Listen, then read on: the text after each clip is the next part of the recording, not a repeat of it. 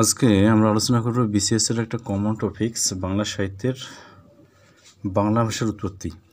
তো এখানে বাংলা সাহিত্য অংশের বাংলা ভাষার উৎপত্তি থেকে প্রত্যেক বিসিএস প্রিলিমিনারি পরীক্ষায় প্রশ্ন আসার সম্ভাবনা শতভাগ। তো দেখি যে গুরুত্বপূর্ণ যে বিষয়টা উৎপত্তি কীভাবে হয়েছে এবং যেটা আসার মতো এটা আলোচনা করবো, একবার কমন টপিকস যেটা এটাই নিয়ে আলোচনা। তো প্রথম যেটা বিষয় গুরুত্বপূর্ণ তথ্যাবলীর মধ্যে যেটা দেওয়া আছে যে বঙ্গ শব্দের উৎপত্তি সম্পর্কে মনে করা হয় বঙ্গ জনগোষ্ঠী যে অঞ্চলে বসবাস করত সেই অঞ্চলটি বঙ্গ নামে পরিচিত ছিল একসময়। বঙ্গ গোষ্ঠীভুক্ত মানুষের বাসভূমি ছিল ভাগীরথী নদীর তীরে থেকে আসামের পশ্চিমাঞ্চল পর্যন্ত।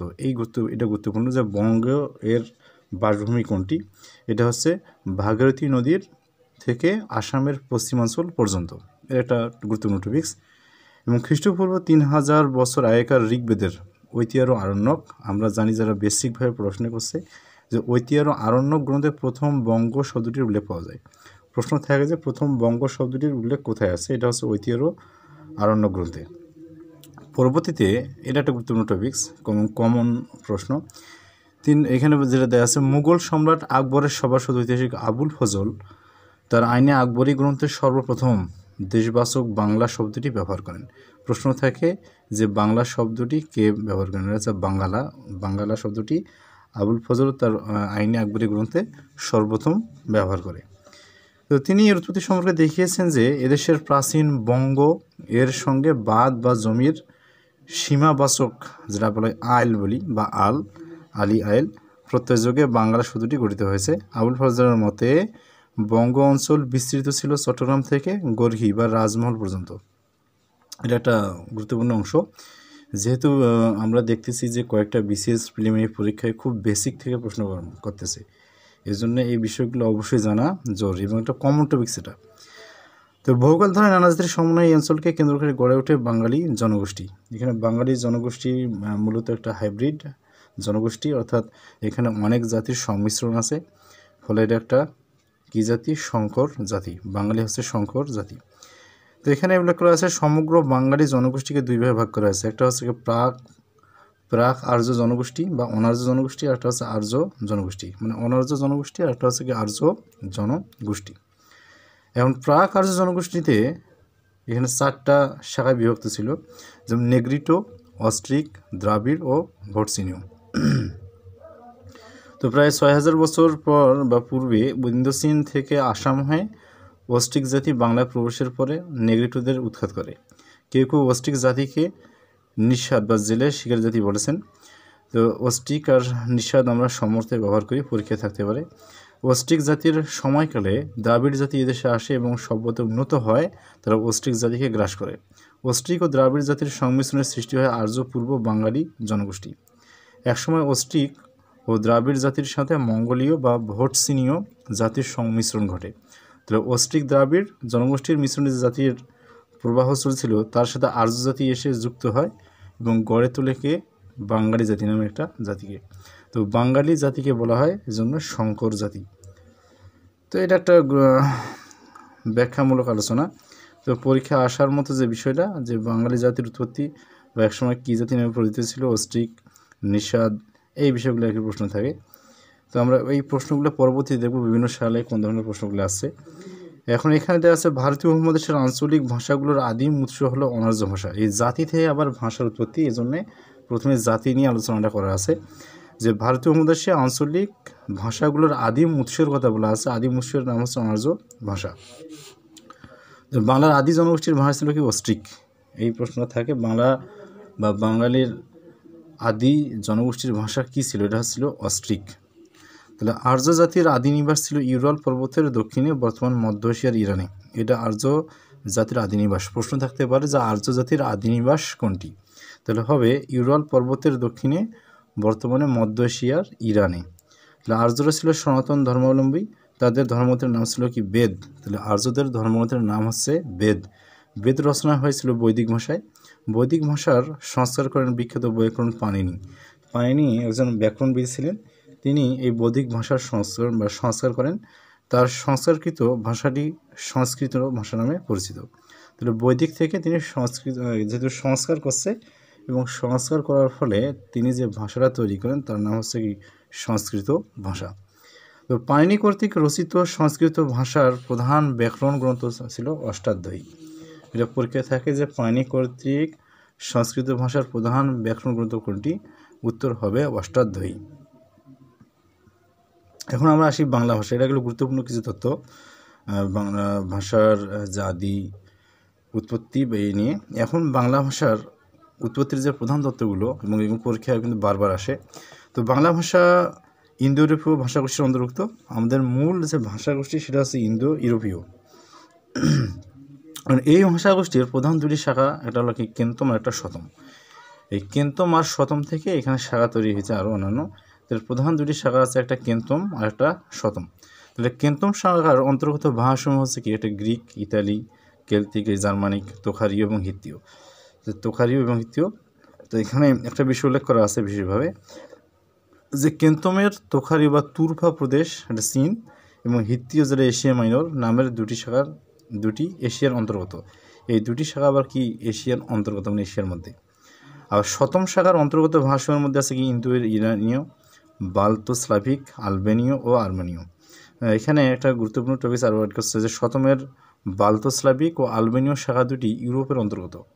এরা আবার ইউরোপের অন্তর্গত। বাংলা ভাষার উৎপত্তি শতম অংশ থেকে। তাহলে এখানে কেন্তম আর শতম। প্রশ্ন থাকতে পারে যে বাংলা ভাষার উৎপত্তি কোন শাখা থেকে? তাহলে উত্তর হবে শতম শাখা থেকে। এখানে শতম যে অংশটা আছে, শতম অংশ থেকে বাংলা ভাষার উৎপত্তি। এখন ধারাবাহিক রূপের ক্ষেত্রে আমরা মনে রাখার জন্য যে বিষয়টা মনে রাখবো, তো হচ্ছে বিস্তারিত রূপ একটা আছে, একটা সংক্ষিপ্ত রূপ। তো এখানে দুটা যদি আমরা জানি ভালো, ইন্দো ইউরোপীয় ভাষা আমরা জানি সব ভাষার যে এখানে মা বা যেখান থেকে উৎপত্তি লাভ করেছে সেটা হচ্ছে কি? ইন্দো ইউরোপীয় ভাষা। তো ইন্দো ইউরোপীয় থেকে শতম, তারপরে প্রাচীন ভারতীয় আর্য, তারপর প্রাচীন ভারতীয় কথ্য আর্য, তারপর প্রাচীন প্রাচ্য, তারপরে প্রাকৃত, আবার মাগধী প্রাকৃত, গৌড়ী প্রাকৃত। তারপর মাগধী অপভ্রংশ, গৌড়ী অপভ্রংশ, তারপরে বঙ্গা কামরূপী, তারপরে হচ্ছে কি? বাংলা। এটা হচ্ছে যদি বিস্তারিত রূপের মধ্যে আমরা লিখি, লিখিত পরীক্ষায় বাংলা ভাষার উৎপত্তি থাকলে এটা দেওয়া যায়। তারপরে সংক্ষিপ্ত রূপের যদি আমরা ইউজ করি তাহলে এখানে ইন্দো ইউরোপের পর থেকে এখানে শতম, তারপরে এই যে প্রাচীন ভারতীয় আর্য, প্রাচীন ভারতীয় কথ্য আর্য সবগুলো মিলিয়ে দেওয়া আছে কি? আর্য বা সংস্কৃত। তারপরে মাগধী প্রাকৃত যেটা দেওয়া আছে, গৌড়ী প্রাকৃত, মাগধী অপভ্রংশ, এইখানে সবগুলো মিলিয়ে দেওয়া আছে কি? প্রাকৃত। তারপরে বঙ্গা কামরূপী, তারপর বাংলা। তো এটা হচ্ছে সংক্ষিপ্ত রূপ। তাহলে আমরা যদি মনে রাখতে চাই তাহলে প্রথমে ইন্দো ইউরোপীয়, তারপর শতম, তারপরে আর্য যেটা বলি আমরা সংস্কৃত যার মধ্যে অন্তর্ভুক্ত, তারপর প্রাকৃত, তারপরে বঙ্গা কামরূপী, তারপরে বাংলা। তো এখানে কয়টা প্রশ্নের গুরুত্বপূর্ণ বিষয় উল্লেখ করা আছে। বাংলা ভাষা প্রত্যক্ষভাবে ঋণী কার কাছে? অপভ্রংশের কাছে। আবার পরোক্ষভাবে ঋণী সংস্কৃতের কাছে। অপভ্রংশ শব্দটির অর্থ হচ্ছে এখানে বিকৃত করা হয়েছে। অপভ্রংশ মানে হচ্ছে বিকৃত। এখানে বাংলা ভাষার মূল উৎস ভাষা এখানে প্রাকৃত দেয়া। প্রাকৃত ছিল সাধারণ মানুষের, জনগণের ভাষা, বা অর্থাৎ সাধারণ মানুষের ভাষা। সাধারণ মানুষ সেই সময় প্রাকৃত ভাষায় কথা বলতো, এই জন্য এটা নাম, আরেকটা নাম হচ্ছে স্বাভাবিক। আবার বঙ্গা কামরূপী ভাষা থেকে দুটি ভাষার জন্ম, একটা হচ্ছে বাংলা আর একটা হচ্ছে অসমিয়া। বাংলা অসমিয়াকে বলা হয় সহোদর ভাষাগোষ্ঠী। তাহলে একটা অসমিয়া আর একটা বাংলা, এটা দুজনে মিলে হয়েছে কি? সহোদর ভাষাগোষ্ঠী। এবং এখানে গুরুত্বপূর্ণ টপিকস হিসাবে কিছু প্রশ্নের উত্তরের অবসান দেওয়া আছে, অর্থাৎ বিভ্রান্তিমূলক প্রশ্ন। এই প্রশ্নগুলো অনেক সময় পরীক্ষায় মাথা ব্যথার কারণ হয়। যেমন এখানে উল্লেখ করা আছে যে বাংলা ভাষার জন্ম সংক্রান্ত অপশনগুলো অনুযায়ী উত্তর করা আছে। যেমন অপশন কী দেওয়া আছে এটা আমাদের খেয়াল করতে হবে যে বাংলা ভাষা তার পূর্ববর্তী ভাষা থেকে সৃষ্টি হয়েছে। এটা একবারে তথ্যটা গ্রহণযোগ্য তথ্য যে পূর্ববর্তী ভাষা থেকে অবশ্যই সৃষ্টি হয়েছে। এবং বাংলা ভাষার উৎপত্তির ধারাবাহিক রূপ যেটা পূর্বে দেওয়া ছিল, বিস্তারিত রূপ আর সংক্ষিপ্ত রূপ, এইটা আর কি মনে রাখা। এটা মনে রাখলে মোটামুটি পরীক্ষায় ভুল হবে না। যেমন 1 নম্বর একটা প্রশ্ন দেওয়া আছে, 17তম বিশেষ পরীক্ষা আসছে প্রিলিমিনারি পরীক্ষায়, যে বাংলা ভাষার জন্ম কোন ভাষা থেকে? বাংলা ভাষার জন্ম এখানে অপশন দেওয়া আছে সংস্কৃত, পালি, প্রাকৃত, অপভ্রংশ। এখানে সংস্কৃত আছে, পালি আছে, প্রাকৃত আছে, অপভ্রংশ আছে। তা আমরা অবশ্যই অ্যান্সার করবো এখানে কি? প্রাকৃত। যে বাংলা ভাষার জন্ম হয়েছে কোন ভাষা থেকে? প্রাকৃত ভাষা থেকে। আবার 2 নম্বর একটা প্রশ্ন দেওয়া আছে যে কোন ভাষা থেকে বাংলা ভাষার জন্ম হয়েছে? ভারতীয় আর্য, সংস্কৃত, ইন্দো ইউরোপীয়, বঙ্গ কামরূপী। এখানে ইন্দো ইউরোপীয় কিন্তু মাত্র একবারে মূল ভাষাগোষ্ঠী। তো এখানে সবশেষে দেখুন 2 নম্বর দেওয়া আছে বঙ্গা কামরূপী। অ্যান্সার হচ্ছে কি? বঙ্গা কামরূপী থেকে বাংলা ভাষার জন্ম হয়েছে। এবার 3 নম্বর প্রশ্ন দেওয়া আছে যে বাংলা ভাষা কোন ভাষা থেকে এসেছে? 13তম বেসরকারি প্রভাষক নিবন্ধন, যেটা প্রভাষক নিবন্ধন, এখানে আসছে সংস্কৃত, গৌড়ীয় প্রাকৃত, হিন্দি, আর দেওয়া আছে কি? আসামি। তো এখানে লেটেস্ট যেটা হচ্ছে গৌড়ীয় প্রাকৃত। তো এখানে অ্যান্সারটা হচ্ছে গৌড়ীয় প্রাকৃত থেকে বাংলা ভাষা এসেছে। এই বিষয়গুলো আর কি মোটামুটি পরীক্ষার সময় মাথা ঠান্ডা করে দাগাইতে হবে, কারণ এগুলো ভুলের কারণ এবং এই প্রশ্নগুলো ভুল হয়ে যায়, আর এগুলো এইভাবে কিন্তু প্রশ্ন আসে পরীক্ষায়। এরপরে দেখি যে বাংলা ভাষার উদ্ভব সম্পর্কে কতগুলো বই বা এখানে বিভিন্ন মতের কথা উল্লেখ করা আছে। যেহেতু একটা গুরুত্বপূর্ণ টপিকস, পরীক্ষা আসার মতো এবং প্রশ্ন আসলে মোটামুটি অ্যান্সার করাটা টাফ হয়ে যায়, বেশ করে উৎপত্তির যে বইগুলা বা কে কোন মত দিয়েছে। যেমন এখানে দিয়েছে বাংলা ভাষার উদ্ভব সম্পর্কে ভাষাবিদদের মন্তব্য। বাংলা ভাষার উদ্ভব এটা হচ্ছে গৌড়ীয় প্রাকৃত অথবা গৌড়ীয় অপভ্রংশের কথা বলছে ডক্টর মোহাম্মদ শহীদুল্লাহ। আবার ডক্টর সুনীতি কুমার জর্জ গিয়ারসনের মতে মাগধী প্রাকৃত এবং মাগধী অপভ্রংশ, এই দুটো থাকে। যে গৌড়ীয়র কথা বলছে কি ডক্টর মোহাম্মদ শহীদুল্লাহ, আর ডক্টর সুনীতি কুমার চট্টোপাধ্যায় বলছে কি মাগধী প্রাকৃত। এবং বাংলা ভাষা উদ্ভবের সময় যেটা, এটা ডক্টর মোহাম্মদ শহীদুল্লাহর মতে খ্রিস্টীয় 7ম শতাব্দী, 650-এর অধিক 7ম শতাব্দী। আর সুনীতি কুমার চট্টোপাধ্যায় এবং আমাদের মতে খ্রিস্টীয় 10ম শতাব্দী। বাংলা ভাষায় আদি স্তর স্থিতিকালের ব্যাখ্যা, যেটা স্থিতিকালের যে ব্যক্তি, এটা আছে কত 7ম থেকে দ্বাদশ শতাব্দী ডক্টর মোহাম্মদ শহীদুল্লাহর মতে, 7ম থেকে দ্বাদশ। আর ডক্টর সুনীতি কুমার চট্টোপাধ্যায়ের মতে এখানে 10ম থেকে 14দশ শতাব্দী। এটা হচ্ছে কি যে স্থিতিকাল, এটা একটু ব্যতিক্রম, উভয়টা মনে রাখা দরকার এবং অপশন অনুযায়ী অ্যান্সারটা করা। আবার বাংলা লিপিতে আসি, যে প্রাচীন ভারতীয় লিপি দুইভাবে বিভক্ত ছিল, একটা ছিল কি ব্রাহ্মী লিপি, একটা খরষ্টি লিপি। ব্রাহ্মী লিপি কি বাম থেকে ডান দিকে লেখা হয়, আর খরষ্টি লিপি কি ডান থেকে বামে লেখা হয়, যেমন আরবিটা। আবার ব্রাহ্মী লিপির 3টি রূপ আছে, যেমন সারদা, নাগর ও কুটিল। বাংলা লিপির উদ্ভব হয় ব্রাহ্মী লিপির এই কুটিল রূপ থেকে, মানে কুটিল থেকে এই বাংলা লিপির উদ্ভব হয়েছে। আর সমগ্র ভারতবর্ষে ব্রাহ্মী লিপির বিস্তার ঘটে সম্রাট অশোকের পৃষ্ঠপোষকতায়। প্রশ্ন থাকতে পারে যে সমগ্র ভারতবর্ষে ব্রাহ্মী লিপির বিস্তার ঘটে কার সময়, এটা হচ্ছে সম্রাট অশোকের পৃষ্ঠপোষকতায়। আর ব্রাহ্মী লিপির মিল পাওয়া যায় মহাস্থানগড়ে, আমাদের মহাস্থানগড়ে প্রাপ্ত লিপির সাথে সম্রাট অশোকের সময় এটা মহাস্থানগড়ে আর কি প্রাপ্ত লিপির সঙ্গে ব্রাহ্মী লিপির মিল পাওয়া যায়। আর বাংলা লিপির আর দুইটা প্রশ্ন, যে অক্ষর গঠন কার্য শুরু হয় কি সেন যুগে, যে অক্ষরটা গঠন শুরু হবে কোন যুগে, সেন যুগে। আর মোটামুটি এসে লাভ করে এটা হচ্ছে পাঠান যুগে।